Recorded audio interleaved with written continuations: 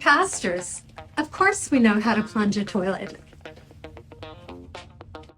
We're pastors. Of course we can get the blood of Christ out of a carpet.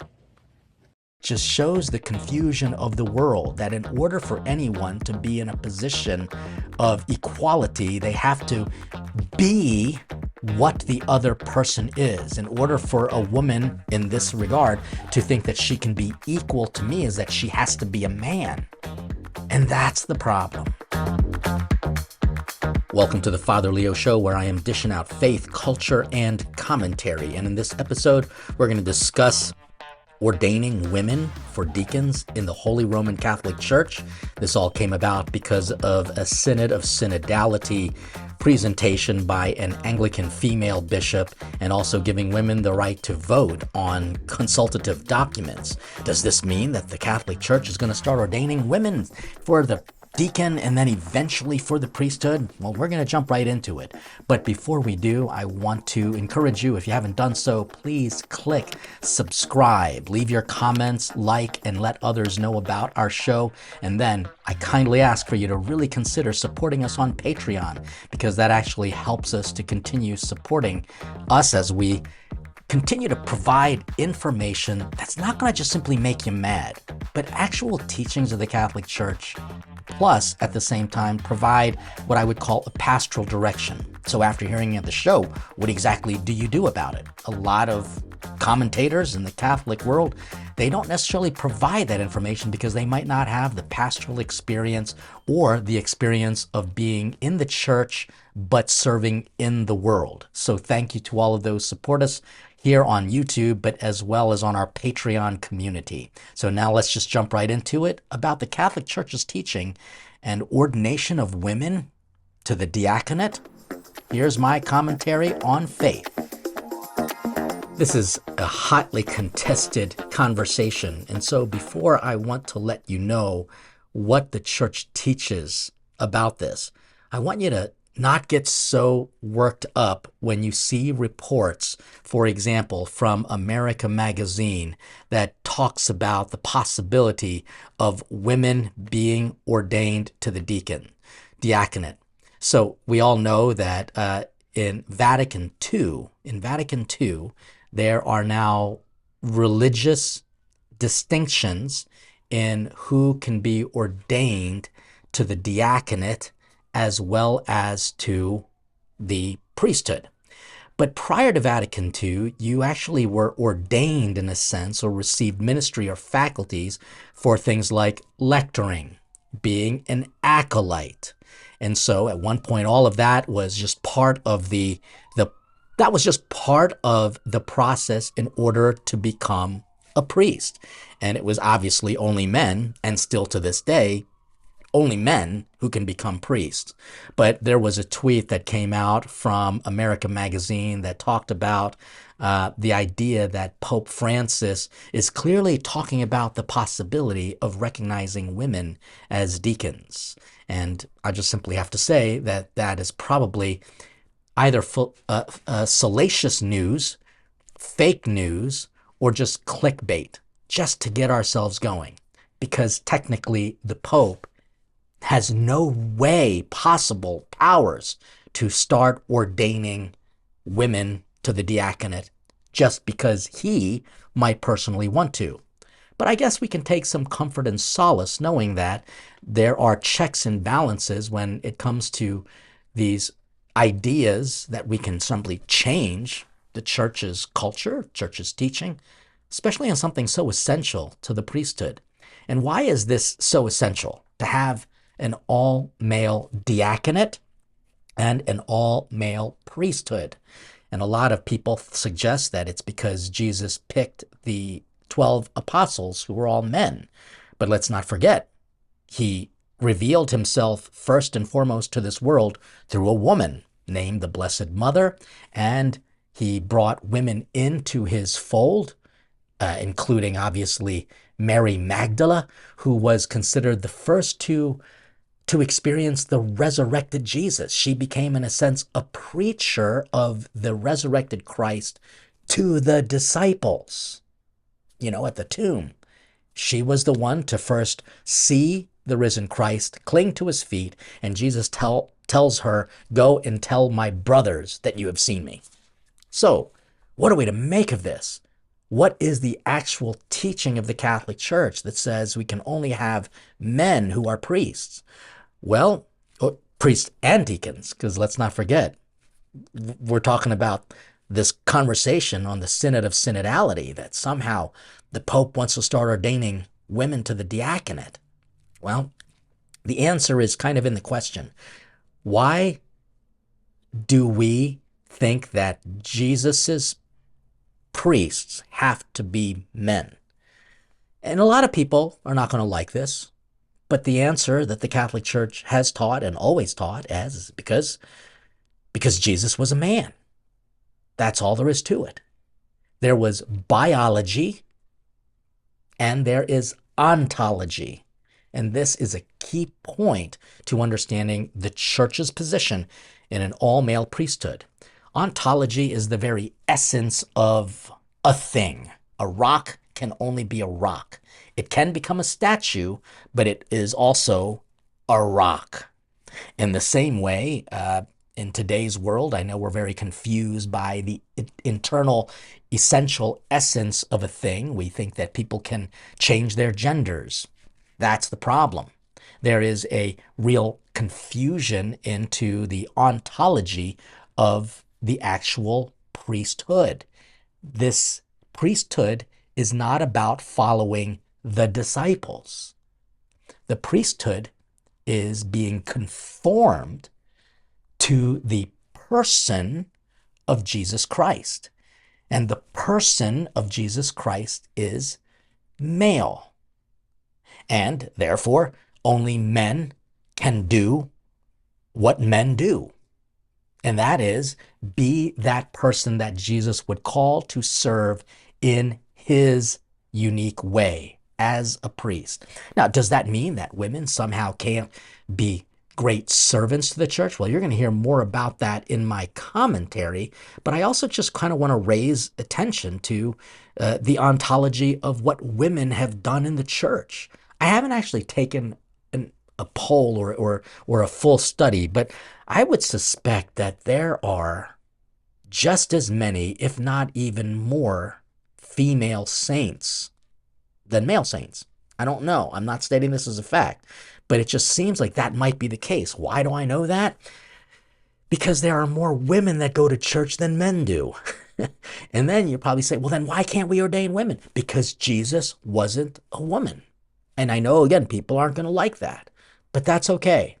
Because we don't need to establish a church based on what you like or don't like, but what Jesus teaches and who he is. Again, that's that ontological argument. Besides, we all know that in a household as the Holy Families, with Mary and Joseph and Jesus being the high priest, we see that they both had very unique roles. By the way, in the month of March, we celebrate the great feast of St. Joseph, husband and father, adoptive father of Jesus. On the other hand, Mary is unique because she actually says, I am the servant of the Lord. Servant of the Lord. And that in Greek would mean deacon of the Lord, because a deacon is a servant. Does that mean that Mary is the reason why we should start ordaining men? No, because she also said, let it be done according to God's will. And it was not God's will. But like I said, there are more women in the church, and there are a lot of holy women who have become saints and have truly been servants of the Lord. We just know nothing about them. And one of them, it was celebrated on the feast of March the 2nd. Her name is Saint Agnes of Bohemia. And Saint Agnes of Bohemia was the daughter of Queen Constantine and King Ottokar I of Bohemia, which is now considered modern-day Prague. She declined marriage to King Henry VII of Germany and King Henry III of England. And she was faced with a proposal of Frederick II of the Holy Roman Emperor. So she was something serious because Prague was so powerful. Anywho, Agnes refused all of that in order to give her life to Christ. And she used a lot of her funds, a lot of her patrimony, and built up churches, built up orphanages and hospitals and monasteries. And she was known for a person of prayer, obedience, and mortification. And even though the Pope wanted her to take a position of major authority as an abbess, she'd rather just be a sister. And why do I bring her up? Well, not only because we don't know much about her, but because she is an example of true female saying yes to God's will. A true image of what it means to serve God as a woman. She was humble, she was obedient, she forsook all type of authority, and all she wanted to do was just kind of serve God in the way the church provided. She was not only obedient to God's will, but obviously even in a sense obedient to the church's authoritative teaching. And that's where we jump into my commentary on culture and what the culture says about women deacons and women priests. Here are my words on the culture. It is quite clear that in our modern society, in order for everyone to be equal, they all have to have the opportunity to do what the other is doing. It, however, just speaks of a fallacious way of thinking, because I want to identify as rich. I don't necessarily, but if I wanted to identify as rich, would people take me seriously as being rich, even though I have no money? Would people take me seriously if I wanted to identify as a different color, nationality, or gender? Well, you can see how the lines begin to blur because, in a sense, of the slippery slope argument, which is factual and could also be deemed fallacious. So the slippery slope argument is like if you got a little slow ball and you just kind of just push a little bit, it's going to generate kind of motion and momentum, and it's going to basically turn into a big tundra, a big avalanche. And unfortunately, that is true, which is why we as a Catholic Church have to speak up about the fallacious thinking of culture. Sadly, we think that just because everyone needs to be equal, that the only way a woman in the Catholic Church can be seen as equal is if she herself is ordained a priest. But they forget that there is two forms of understanding your role in the church. Ordination is reserved specifically and only for men. And these aren't just my words. This is even coming from, as what many people will call, the liberal Pope Francis. Because in a book entitled The Shepherd, Struggles, Reasons, and Thoughts on His Papacy, which came out on October 24th, 2023, he was posed the question of whether some women in the early church were deaconesses or another kind of collaborator with the bishop. And he says it's not, it's not irrelevant, because that question is irrelevant because holy orders is reserved for men. That's what the Holy Father says, because guess what? He can't change the church's teaching. So I want you to kind of put your fear to rest, knowing that as liberal as people want to accuse Pope Francis of being, he honestly believes in the church's teachings that men and women have two different roles. In fact, recently in an audience, he talked about how the trans movement is kind of like one of the most dangerous ways of thinking in the modern world. And I think that these are two connected ideas. The trans confusion, and people will say they're not confused. Oh no, they're very confused. Still loved by God, but very confused. But that has unfortunately translated into the confusion of the church, where people think they can just identify as something, and we kind of believe it. Well, this is kind of an example of that. Check out this video of women who claim that they are priests. At least they are in their own right. Of course, we're going to remind you that there are women in Scripture serving in church leadership. We're girls and we're priests. Of course, we're going to talk about the deeply mystical yet profoundly human power of Christ coming into this world through the body of a consenting woman, Our Lady, Mother Mary. We're girls and we're priests. Of course, we're going to keep doing our job, even though there are trolls in our comments. We're girls and we're priests. Of course, we're going to match our earrings and our shoes to our vestments. We're girls and we're priests, and I'm proud to be serving in an Episcopal parish. We're girls and we're priests. We're no stranger to holding a baby while preaching, celebrating the Eucharist, or otherwise leading worship. Okay, there you have it. Girls and their priests. And guess what? They can do whatever they want because they're not Catholic. That's all there is to it. The challenge, though, for us as Catholics is that we've sometimes taken some of the things of Protestant worship and brought them into the Catholic Church. I'll give you an example. Holding hands during the Our Father. That was a very Protestant thing to show kind of like a communal our, plural, pater noster, us, our.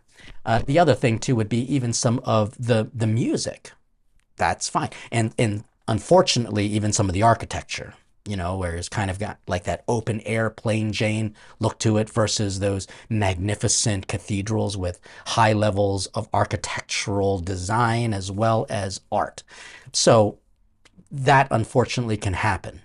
But in this case, you see some Catholics wanting to do what these women are doing. And I say, go for it. You're allowed to do it, just not in the Catholic Church. There's another video, and I'm kind of showing this to you, because I respect these women. I completely disagree with some of their theological arguments. I'm grateful for their pastoral charitable service because guess what? Anybody can do it. You don't have to be a priest to do that. But then you get to something else, and this is going to be just as cringy. And I'm not saying that to be insulting, but it's just kind of like when you're more focused about matching your earrings to your socks and shoes. That's not what the priesthood is about. But that's kind of the reason why priests dress very modestly and simply. It is interesting that they talked about Mother Mary, but why don't we call her the Blessed Virgin Mary? Because that's kind of key to her ontology. But here's another video of a group of women who think that priesthood is all about what you do rather than who you are. Check this out. We're pastors. Of course we play with dirt. Pastors. Of course we know how to plunge a toilet.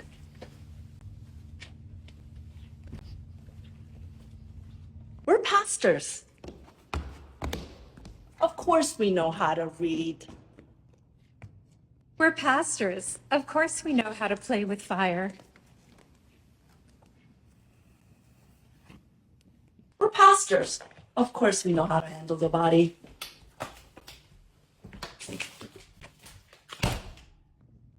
We're pastors. Of course we can get the blood of Christ out of a carpet. So get your ash here.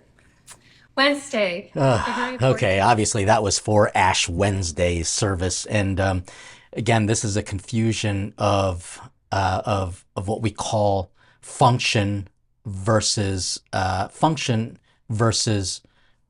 person's essence, like who they are. And if they think that being a pastor just means that you're able to plunge a toilet or read, and she had the book upside down. I'm sorry, that's why I was laughing. It was just kind of silly, awkward, and yes, cringy. But then they talked about the body and the blood, and they're clearly just talking about references to the Eucharist, which is so much Protestant way of thinking because they in a sense, don't have or agree with the Catholic theology of the ontological change of the Eucharist. They might claim that it is bread and wine changed to the essence of Jesus, but if I were to walk up to them and just kind of dump their wine and step on their host, it wouldn't be sacrilege. It would be disrespectful, and I would never even consider doing it. But it's not sacrilege because they don't believe that that's the body and blood of Jesus. It's just a high understanding of them imitating, in a sense, the Last Supper. But this is again where we have to make these great distinctions between who you are and what you do. Just because you're a pastor does not mean that you know how to plunge toilets. I know a lot of priests who would not want to plunge toilets.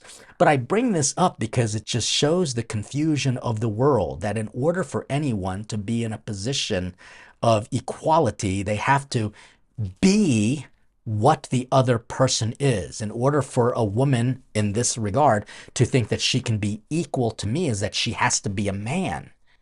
And that's the problem, because we are all different. God made us as such. But does that mean that women can't have noble positions of authority in the church? No, of course they do. And so that's why I'm going to offer you my commentary next. My commentary is about how we need to approach this. First of all, always, always, always respect the other person.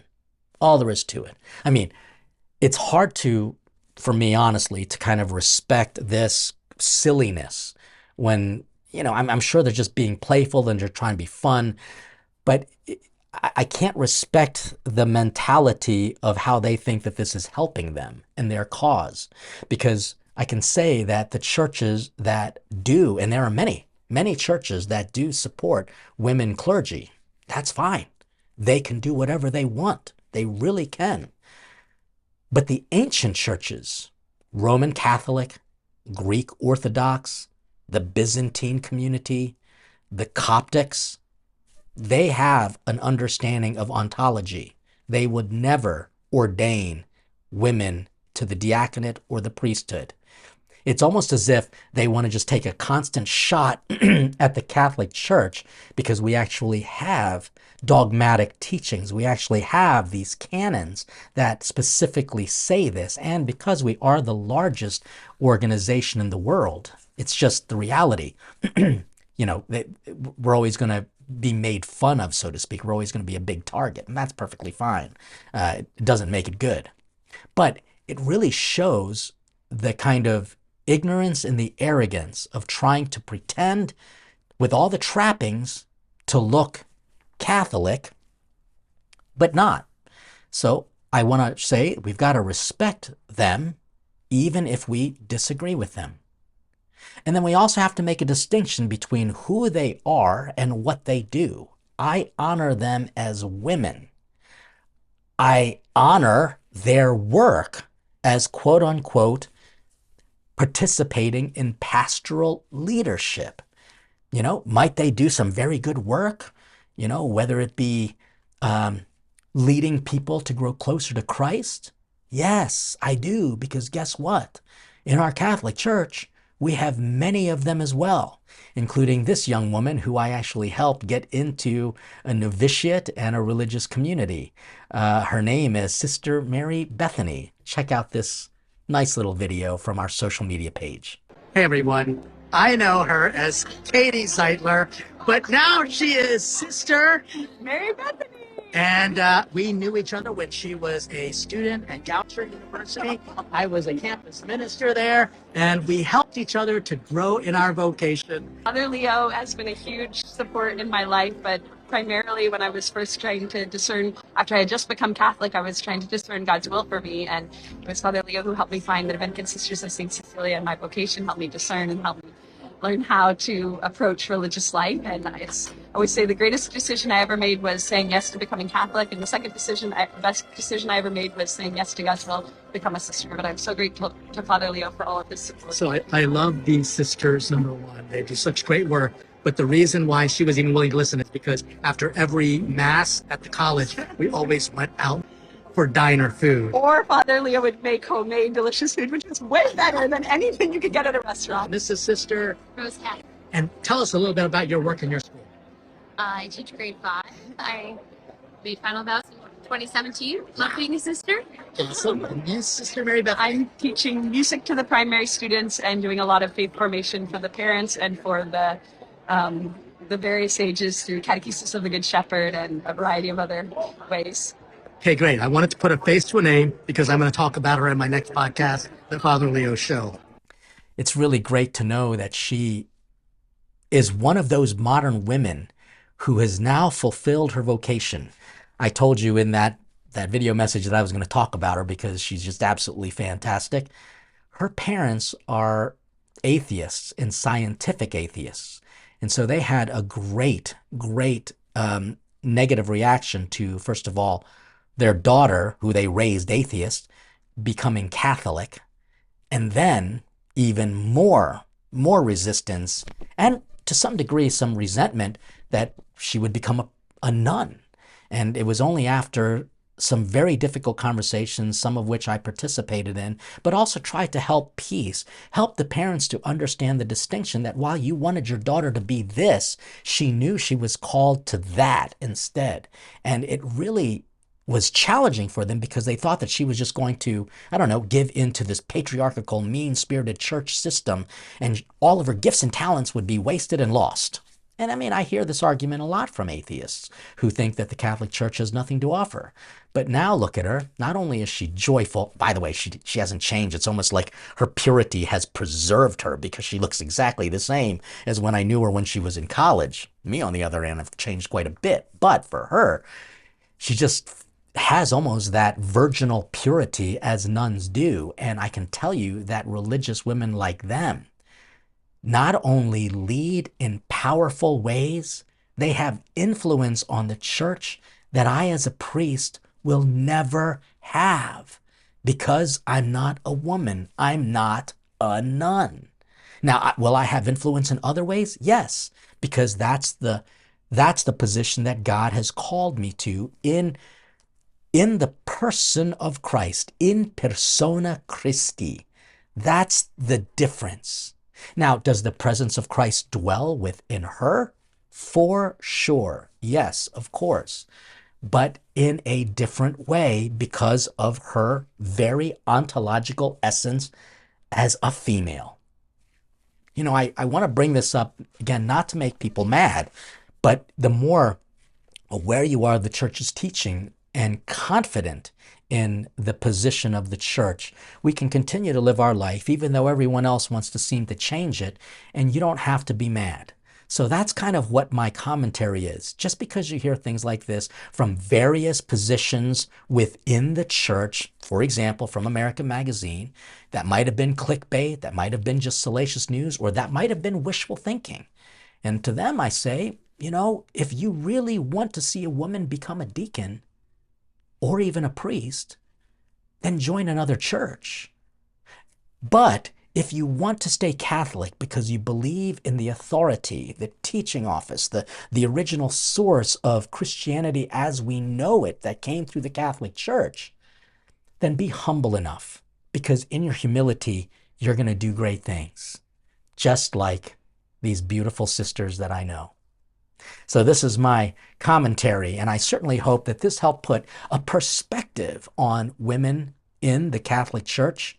They are certainly welcome to participate in all things. And just because the Holy Father has invited an Anglican to have a presentation, remember that the Synod of Synodality was just about having conversation. And they are only a consultative body. They have no force of law to make something that is impossible possible, like women ordained in the Catholic Church. That would be an ontological impossibility. So between now and any other kind of news, I want you just to rest assured that your role in the church is essential. Ontologically, there is no one else like you. So do God's will, and I guarantee you, you are going to do great things for God and his church, beginning in your own family. Please make sure you like, subscribe, leave your comments, and share this show with others. And please continue to support us on our Patreon community so that we can continue to dish out faith, culture, and commentary. God bless you, and stay hungry for God.